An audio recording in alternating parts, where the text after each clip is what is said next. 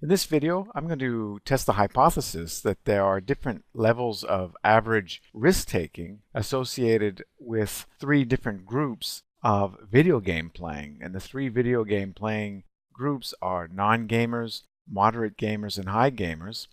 And the risk-taking behavior was average bet taken during an online betting game. And for those of you listening to this video, you're in for a little bit of a treat, because I've simulated data to correspond very closely to the Bailey and West 2017 study. And if you check out that study, you'll find that they don't find a significant effect, and I'm going to replicate that non-significant effect.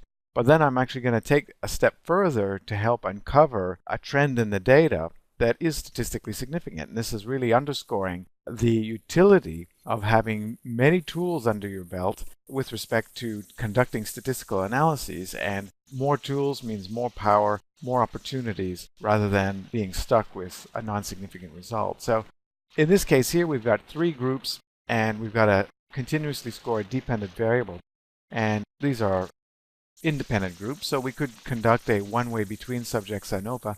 I'm going to do it in the compare means model because I want the possibility to actually get a Welch's F-test and a Brown-Forsyth. But first, I'm not even going to look at that. I'm going to do it the way Bailey and West did it. And I'm not picking on them because plenty of people would have done the analysis the way they did it. So let's look at descriptives and homogeneity of variance and means plotted. And what we get when we test the null hypothesis of equal risk-taking means across the three groups is a non-significant F value. So the p-value is 0.210, which is greater than 0.05 with an F of 1.595 and 2 in 67 degrees of freedom. And Bailey and West decided to not reject the null hypothesis here, which would be a justifiable conclusion based on these results. But when you actually look at the plot of the means, it does look like there might be something going on. And you can see that non-gamers were actually betting somewhere about $145 on average per bet.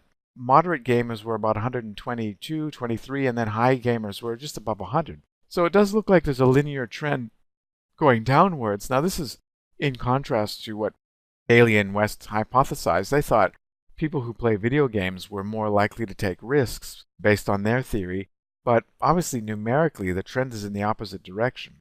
Now the null hypothesis, again, I need to emphasize, was not rejected. So numerically there are differences, but we can only ascribe them to random sampling fluctuations based on this analysis. Importantly, however, the homogeneity of variance assumption was violated. And so relying on this one-way between Subjects Anova result is not appropriate because the sample sizes are also different. So homogeneity of variance assumptions violated, sample sizes are unequal, and we should be considering doing something like a Welch's F-test or a Brown-Forsyth F-test. And I could do that. Let's go into Compare Means One Way and Options and click on Brown-Forsyth and Welch and redo the analysis. And maybe that one will be statistically significant. It's more appropriate statistically to do it. And what we find is the Welch's F-test is not quite statistically significant, p equal 0.086, and the Brown-Forsyth or Forsyth, depending on how you pronounce it, is also not significant statistically. So the test that is robust to heterogeneity of variance and heterogeneity in sample sizes is also suggesting that the effect is not significant. Well, we have one other layered appeal here, which is, were the data normally distributed? Now, that's something important to check. So let's actually check this out. Let's split the file, look at the skewness across groups, put the group in the groups based on, and let's look at the skewness levels for each of these three groups. And let's see if they're actually less than at least 2.0. And let's check that out, Skew and Kurtosis. And what we find is across the groups that skewness is pretty high, but not 2.0. It's 1.57 in the non-gamers. In the moderate gamers, it's skewness of 1.66. And in the high gamers, skewness of 0.88. Now, based on the skew of 2 and kurtosis of 9 rule, these data would satisfy the sufficiently normally distributed for a parametric statistic like the ANOVA. The challenge here, though, is that these skewness levels are not equal across all three groups. There is some disparity here where skewness is only 0.88 and all as high as 1.66. And I should note that the simulation research that supports the idea that the parametric ANOVA is robust to non-normality up to skew of 2 is based on data that is equality of skew across all groups. And in this case, there is some heterogeneity across the groups. So I'd be a bit concerned here. There's a fair amount of skew, and it's different across the groups. I haven't tested it statistically to see whether it's different, but it doesn't matter. There's numerical differences here that might be impacting the result. So what I could do instead is a Games-Howell multiple comparison procedure and bootstrap it, because bootstrapping doesn't assume any level of normality, and the Games-Howell test doesn't assume homogeneity of variance, and it doesn't assume equality of sample sizes. So let's test the hypothesis of equality of means across all three groups based on the Games-Howell test. So let's go into post hoc and Games-Howell and click continue, and I want to bootstrap it because I'm afraid of the impact of the normality issue. So bias corrected, and so we've gone a fair way here to uncover a potential statistically significant effect. And it's not really that I'm on a fishing expedition per se.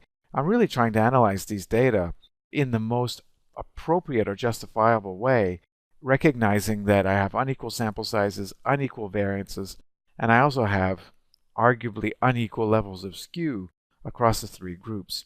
So I'm doing an analysis that is robust to all three of those parameters associated with the data.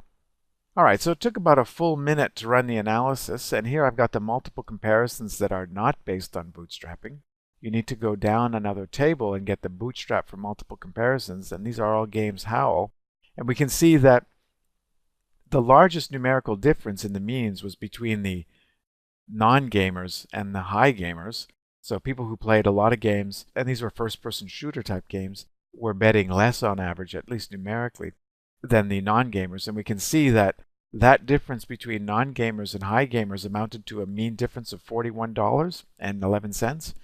And that result is statistically significant because the bias-corrected accelerated 95% confidence intervals are both positive, the lower bound and the upper bound. So it's somewhere between $6.55 and $77 that the high gamers are betting less than the non-gamers. So they are taking less risks, not more risks on average.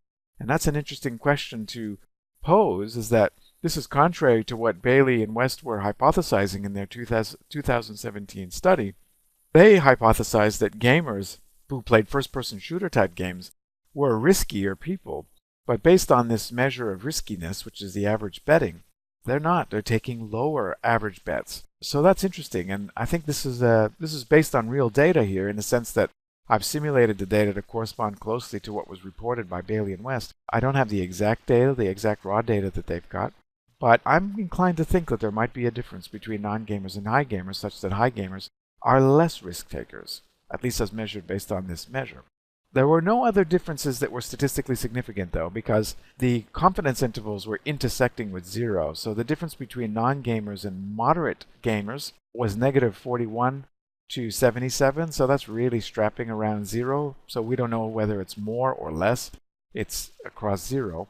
And the same thing goes for the other comparisons. The only one I'm sure about, at least fairly sure, is the non-gamers versus high gamers. So that is a potentially publishable result in a study. And this arose because I had this Games-Howell bootstrapping procedure in my tool belt, because I knew it was a useful statistic when you have unequal sample size and when you have unequal variances, and the bootstrapping when you have a lot of skew, and that skew might be different across the groups. Now I've got one more trick under my sleeve in order to test this result in a robust and compelling way. And you might think a minute, what could I do here to test in a powerful way whether these data are consistent with a particular result? And it would be a linear trend in the means. There's a downward sloping trend in the means. And it's possible that a contrast analysis based on bootstrapping and based on heterogeneity of variance allowable and unequal sample sizes will be found to be significant. So to do that, click on Analyze, Compare Means, Oneway ANOVA, Contrast, and what I want is to say that the non-gamers is the highest group, because that's the pattern of the means. The moderate video game players is somewhere in the middle, and the gamers who are playing a lot are the lowest risk takers based on the pattern of mean. Now, whether you should have the right to do this test after you look at the data and you can see the pattern, no. You should go into this with a theory and specify your coefficients accordingly. But in this case here, the null hypothesis wasn't rejected. So I'm taking it a little bit further to see what is actually going on in the data. And of course, I would encourage people to replicate this result with a new sample of data. So I'm going to bootstrap this analysis as well because I'm worried about the normality issue. And I'm going to click OK, and this is going to take a minute or so. So I'm just going to wait here and cut the video so that you don't have to wait with me. All right, so the result has been produced by SPSS, and we can see we can ignore this ANOVA table. It's irrelevant to this type of analysis, which is a single-step procedure, if you will. Here are the contrast weightings: 1 for non-gamers, 0 for moderate gamers, and -1 for high gamers. And we want to focus on does not assume equal variances for this contrast analysis. And we have here a t-value of 2.284, and based on the bootstrapping, is actually statistically significant because it's less than 0.05. So the linear trend, a downward sloping trend, is accepted as the alternative hypothesis is accepted. So the hypothesis that the trend in the means is going downward is satisfied based on the contrast analysis that is based on does not assume variances to be equal and based on bootstrapping. So isn't that a powerful way to go about analyzing data rather than just doing the regular one-way ANOVA, getting no significant result and just stopping there? Well, I hope you enjoyed this video. It really pulled a lot of the tools that I've taught in this chapter, and I think if you know them, you're that much more resourceful when analyzing data.